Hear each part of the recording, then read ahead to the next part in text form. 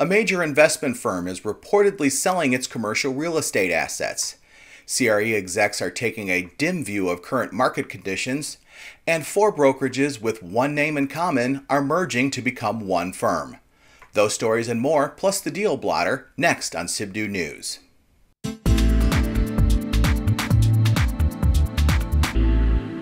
I'm Bob Woods from Sibdo, with social networking and quality news and information for anyone in commercial and investment real estate.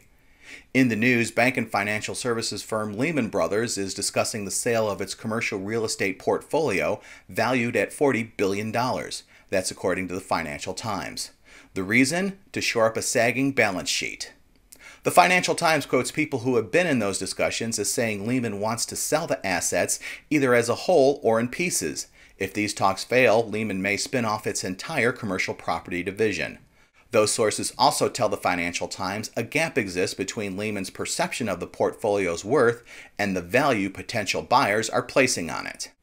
Lehman may have a reason to speed up its sale. Some financial analysts are predicting the investment bank may report a third quarter loss of almost $2 billion or more. Real estate analyst and investment banker Lawrence Sullivan of Chesterfield Faring Limited told Sibdo that, quote, Lehman has tremendous pressure to off-balance sheet any assets as their stock declines and their prospects are in question.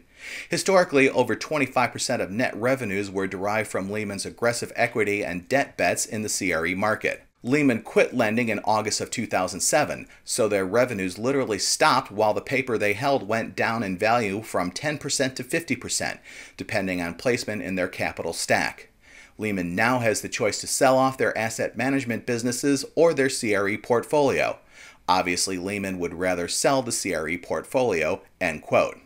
Meantime, Janice Lease, an associate broker at Prudential Fox & Roche in Philadelphia, told Sibdo that she sees opportunity in Lehman's move. She said, quote, step right up to the big top, cattle auction about to begin. And who says the little piggies do not go to slaughter? Every financial cloud has that proverbial silver lining, end quote. On the flip side of opportunity, commercial real estate executives are indicating a worsening CRE market. The latest survey from the Real Estate Roundtable shows that those execs feel that both financial market problems and the broad economic downturn are having negative effects on income-producing real estate. 84% of those responding said credit availability is much worse in the third quarter than it was 1 year ago.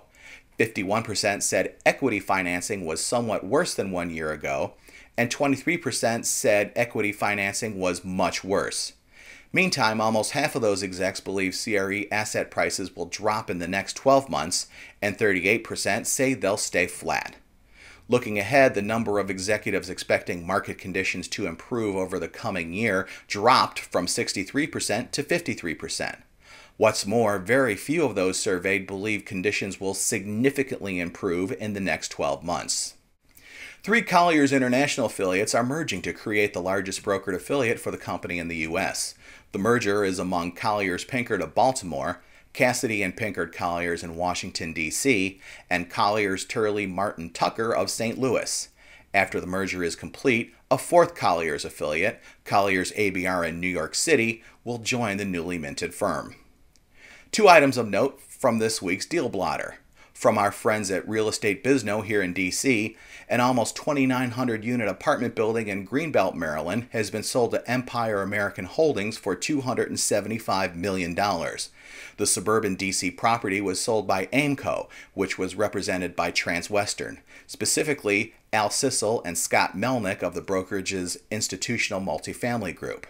By the way, the duo from Transwestern has closed on more than 9,000 units in the D.C. area in the last 2 months. And second, the Wachovia Plaza building in St. Petersburg, Florida now has new owners. CNL Commercial Real Estate bought the 17-story building from Parkway Properties for $26.3 million. The Class A building is 98% leased to 30 national and regional corporate tenants. This latest purchase by CNL marks the company's third commercial acquisition in 9 months. Thanks to Ken Luck of RLF Communications for passing this item along. And speaking of, when you want the world to know about your CRE news, think of us here at Sibdo. We're looking for your bits of info to share with our viewers as well as Sibdo members. My email address is much easier nowadays. It's simply bob@sibdo.com. That address again is bob@sibdo.com. Boy, even I think I can remember that address. And that's the news from Sibdo, with social networking for all of commercial and investment real estate. I'm Bob Woods. Have a good day, and I'll see you back here next week.